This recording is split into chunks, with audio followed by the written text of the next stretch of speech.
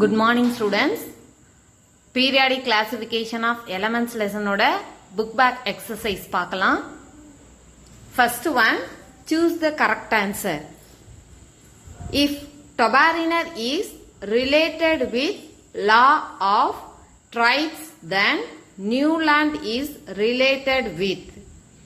So Tabariner அப்படிங்கறவரு tribes rule base பண்ணி form பண்ணியிருக்காரு. அப்ப நியூலாண்ட் எதை பேஸ் பண்ணி டேபிளை அரேஞ்ச் பண்ணியிருக்காரு அப்படிங்கிறது தான் கேட்டிருக்காங்க. So answer law of octaves. Dobereiner மும்மை விதியோடு தொடர்பு கொண்டிருந்தால் நியூலாந்தோடு தொடர்புடையது எது? ஆன்சர் எண்ம விதி. Second question. Modern periodic law states that physical and chemical properties of elements are the periodic function of the atomic number. நவீன தனிம அட்டவணை ஒரு தனிமத்தின் இயற்பியல் மற்றும் வேதியியல் பண்புகள் அவற்றின் டேஸின் ஆவர்த்தன செயல்பாடாகும் என கூறுகிறது. ஆன்சர் அணு எண். ஸோ இந்த ஆன்சரை நம்ம 2 மார்க்ஸ்ல நவீன ஆவர்த்தன விதி வரையறு டிஃபைன் மாடர்ன் பீரியாடிக் லா அப்படின்னா இந்த செகண்ட் ஒன் சூஸ்ல நம்ம எடுத்த ஆன்சரா எழுதிக்கலாம். Third one, elements in the modern periodic table are arranged in dash groups. So modern periodic table எத்தனை groups இருக்கு அப்படின்னா 18 groups and dash periods 7 periods. So answer B option 18,7. நவீன தனிம அட்டவணையின் தனிமங்கள் dash தொகுதி dash வரிசைகளாக அடுக்கப்பட்டுள்ளன. நவீன தனிம அட்டவணையில 18 தொகுதிகள் இருக்கு, 7 வரிசைகள் இருக்கு. ஸோ அப்ப ஆன்சர் 18,7ங்கிற ஆன்சரை செலக்ட் பண்ணிக்கணும். Next, fill in the blanks. In Tabarner tribes, the atomic weight of the middle element is the dash of the atomic masses of first and third element. So, Tabarner tribes ruleங்கிறது என்ன அப்படின்னா first and second element ஓட average atomic mass middle element உடைய atomic weight அதாவது atomic massக்கு ஈக்குவலா இருக்கும். So அப்ப answer என்ன அப்படின்னா average of the atomic mass of first and second third element. So fill in the blanks la first one குறிய answer average அப்படின்னு எழுதணும். டாபர்னீர் மும்மை விதியில் நடுத்தனிமத்தின் அணு எடையானது முதல் மற்றும் மூன்றாம் அணு நிறையின் சராசரி ஆகும். ஆன்சர் சராசரி அப்படின்னு எழுதணும். Second fill-ups, noble gases belong to dash group of the periodic table. So noble gas எந்த குரூப்ல அரேஞ்ச் பண்ணிருக்கு அப்படின்னா last group. So 18th group 18வது தொகுதியில் காணப்படும். அரிய வாயுக்கள் மந்த வாயுக்கள் தனிம அட்டவணையின் 18வது தொகுதியில் காணப்படும். Third question, the basis of the classification proposed by Tabarner, Newland, Mendeleev was. So Tabarner, Newland, Mendeleev இவங்க மூணு பேரும் எதை பேஸ் பண்ணி எலிமெண்ட்ஸ் அரேஞ்ச் பண்ணாங்க அப்படின்னு பார்த்தோம்னா அட்டாமிக் மாஸ். அட்டாமிக் மாஸ் தனிமங்களை அட்டவணைப்படுத்துவதில் டாபர்னர், நியூலாண்ட் மற்றும் மெண்டலீவ் இவர்களின் அடிப்படை கொள்கை அணு நிறை ஆகும். அணு நிறை அப்படின்னு எழுதிக்கணும். Fourth Phillips, example for liquid metal. So liquid stateல இருக்கக்கூடிய ஒரே மெட்டல் எது அப்படின்னு பார்த்தோம்னா mercury. Mercury MERCURY mercury. Simple பிராக்கெட்லயே நோட் பண்ணிக்கோங்க HG. First letter capital letter, second letter small லெட்டர்ல எழுதணும். HG திரவ உலோகத்திற்கு எடுத்துக்காட்டு. மெர்க்குரின்னு தமிழ் எழுதிக்கலாம் அல்லது பாதரசம். திரவ உலோகத்திற்கு எடுத்துக்காட்டு பாதரசம். பிராக்கெட்ல HG ஃபர்ஸ்ட் லெட்டர் H கேபிட்டல்ல போட்டுக்கோங்க, GS ஸ்மால் லெட்டர்ல போட்டுக்கோங்க. Next match the following. Triads. Triads ruler சொன்னவர் யார் அப்படின்னு பார்த்தோம்னா Dobereiner. Alkali metal sodium. Law of octaves Newland. Alkaline earth metals calcium. Modern periodic law Henry Moseley. Again repeat பண்றேன், note பண்ணிக்கோங்க. Triads Dobereiner, alkali metal sodium, law of octaves Newland, alkaline earth metal calcium, modern periodic law Henry Moseley. Tamil medium. மும்மை விதி. மும்மை விதி சொன்னவர் யார் அப்படின்னா டாபர்னீர். கார உலோகம் sodium. எண்ம கோட்பாடு நியூலாண்ட். கார மண் உலோகம் கால்சியம். நவீன ஆவர்த்தன விதி ஹென்றி மோஸ்லே. அகைன் ரிப்பீட் பண்றேன். மும்மை விதி டாபர்னீர், கார உலோகம் சோடியம், எண்ம கோட்பாடு நியூலாண்ட், கார மண் உலோகம் கால்சியம், நவீன ஆவர்த்தன விதி Henry Moseley. Next true or false. State whether true or false. If false correct the statement. So true or ஃபால்ஸாங்கிறத ஃபர்ஸ்ட் ஐடென்டிஃபை பண்ணிட்டு ஃபால்ஸா இருந்தது அப்படின்னா அதை கரெக்ட் ஸ்டேட்மெண்ட்ல கன்வெர்ட் பண்ணணும். First one, Newland periodic table is based on atomic mass of elements and modern periodic table is based on atomic number of elements. So Newland, Taubernay, Mendeleev இவங்க எல்லாருமே atomic mass base பண்ணி தான் elements arrange பண்ணாங்க. Modern periodic table எதை base பண்ணி arrange பண்ணிருக்கு அப்படின்னு பார்த்தோம்னா based on atomic number. So அப்ப first question it is a true. நியூலாந்தின் தனிம அட்டவணை தனிமத்தின் நிறையையும் நவீன தனிம அட்டவணை தனிமத்தின் அணு எண்ணையும் அடிப்படையாக கொண்டது. சோ நியூலாந்தோட அட்டவணை அணு நிறை அடிப்படையாக கொண்டுதான் அமைக்கப்பட்டது. நவீன ஆவர்த்தன அட்டவணையும் பார்த்தோம் அப்படின்னா அணு எண்ணை அடிப்படையாக கொண்டுதான் அமைக்கப்பட்டிருக்கு. அப்ப கொடுக்கப்பட்ட கேள்வி பார்த்தோம் அப்படின்னா சரியாக கொடுக்கப்பட்டுள்ளது. சோ அப்ப ஆன்சர் சரி, ட்ரூ அப்படின்னு எழுதுனீங்கன்னா போதும். Next second question, metals can gain electrons. Metals can gain electrons கொடுத்திருக்காங்க. So metals அப்படினாவே electrons லாஸ் பண்ணும். அதனால it is a false. So கொடுத்திருக்க statement false. So அப்ப ஆன்சர் எழுதும் போதே first question number போட்டு false அப்படின்னு எழுதிக்கணும். கீழே correct statement heading போட்டுட்டு ஆன்சர் எழுதும் போது metal can lose electron.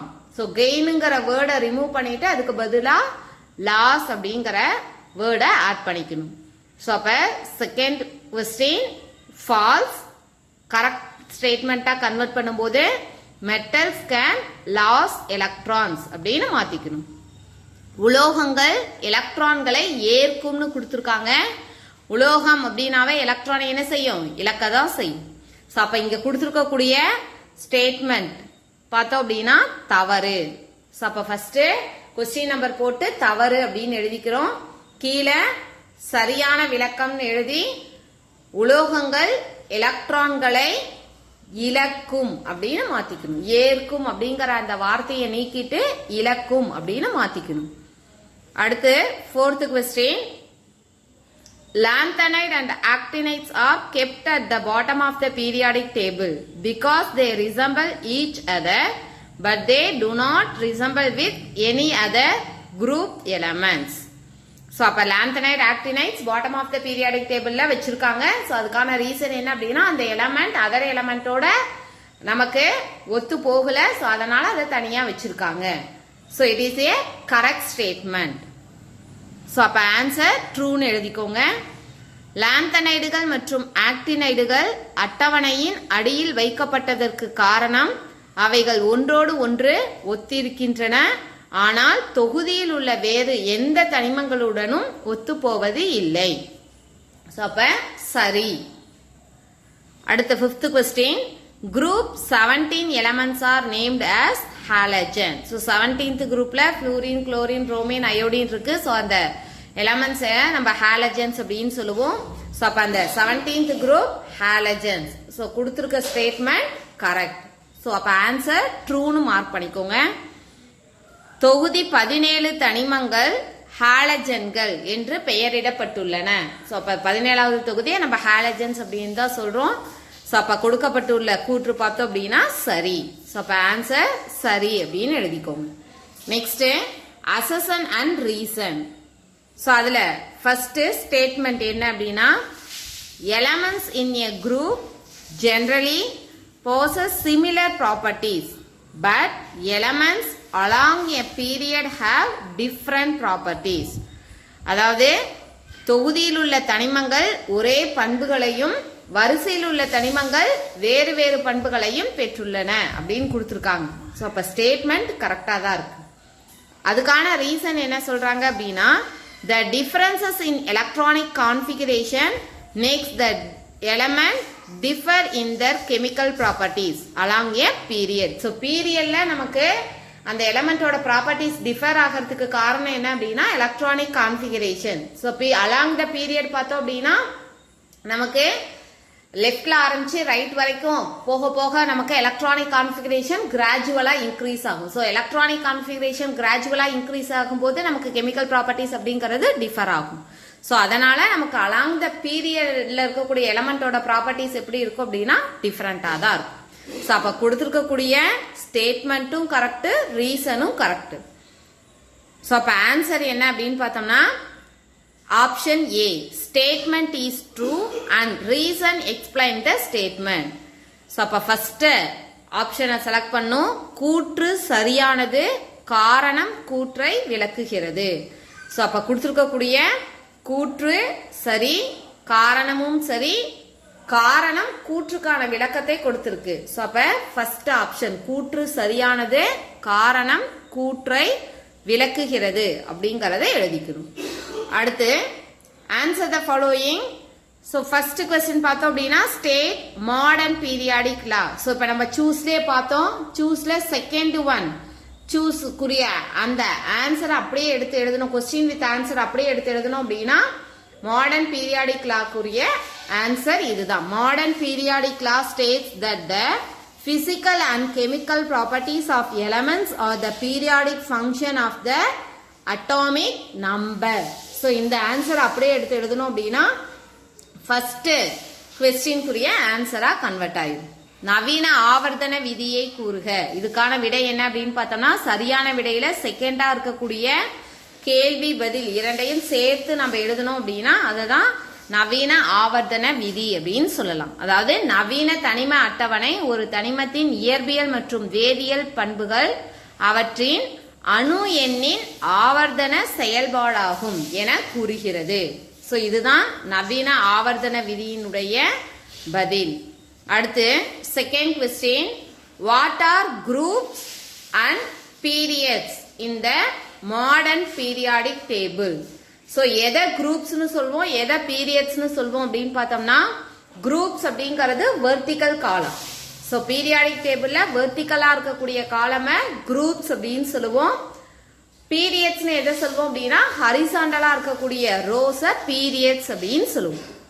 So அப்ப ஆன்சர் எழுதும் போது vertical columns are called as groups. So டோட்டலா எவ்வளவு குரூப்ஸ் இருக்கு அப்படின்னா 18 குரூப்ஸ் இருக்கு. So there are 18 groups. அடுத்து செகண்ட் பாயிண்டா எழுதும் போது horizontal rows are called as periods. There are 7 periods. நவீன தனிம அட்டவணையில் தொகுதிகள் மற்றும் வரிசைகள் என்பவை யாவை? சோ தொகுதிகள்னு எதை சொல்லுவோம் அப்படின்னா செங்குத்து வரிசைகளை தொகுதிகள் அப்படின்னு சொல்லுவோம். செங்குத்தா எத்தனை வரிசைகள் இருக்கு அப்படின்னு பார்த்தோம்னா 18 வரிசைகள் இருக்கு. அப்ப நவீன தனிம அட்டவணையில் செங்குத்து பத்திகளை தொகுதிகள் அப்படின்னு சொல்லுவோம். மொத்தம் எத்தனை தொகுதிகள் இருக்கு அப்படின்னா 18 தொகுதிகள் இருக்கு.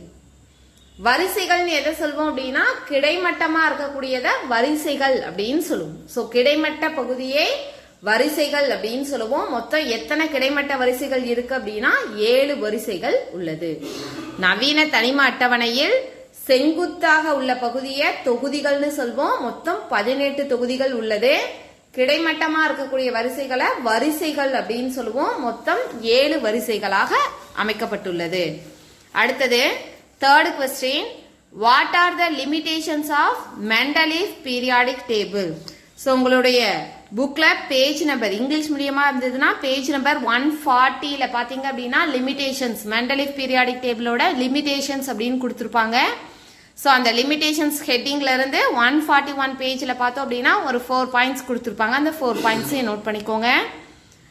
தமிழ் மீடியம் மெண்டலீவ் அட்டவணையின் குறைகள் யாவை? ஸோ அதுக்குரிய answer Tamil medium page number 141. 141ல மெண்டலீவ் தனிவரிசை அட்டவணையின் குறைபாடுகள்னு ஹெட்டிங் இருக்கும். அந்த ஹெட்டிங்ல இருந்து 142 பேஜ்ல பார்த்தோம் அப்படின்னா 4 பாயிண்ட்ஸ் கம்ப்ளீட் ஆயிருக்கும். அது வரைக்கும் அந்த 4 பாயிண்ட்ஸையும் சேர்த்து எழுதுங்க. அடுத்தது 4th one, state any 5 features of modern periodic table. So modern periodic table ஓட features 5 points கொடுத்திருப்பாங்க. Page number 141 English medium page number 141ல இருக்கும். So modern periodic table features of modern periodic table னு ஹெட்டிங் கொடுத்து கீழே 5 points இருக்கும். அந்த 5 points அப்படியே நோட் பண்ணிக்கோங்க. தமிழ் மீடியம் நவீன தனிம அட்டவணையில் ஏதேனும் 5 பண்புகளை குறிப்பிடுக. பக்கம் 142 142வது பக்கத்துல நவீன தனிம அட்டவணையின் பண்புகள் சிறப்பு பண்புகள் அப்படின்னு சொல்லி 5 பாயிண்ட்ஸ் கொடுத்துருப்பாங்க. அந்த 5 பாயிண்ட்ஸையும் நோட் பண்ணி படிச்சுக்கோங்க. ஸோ இப்போ இது வரைக்கும் 3rd லெசன் தனிம வரிசை அட்டவணை பீரியாடிக் கிளாசிபிகேஷன் ஆஃப் எலமெண்ட்ஸ் லெசனுடைய புக் பேக் ஃபுல்லா ரிவைஸ் பண்ணியிருக்கோம். ஸோ அந்த ரிவைஸ் பண்ணும்போது பக்கத்துல நம்ம பென் வச்சு நோட் பண்ணிக்கிட்டு அதை நல்லா ரிவைஸ் பண்ணிக்கோங்க. தேங்க்யூ.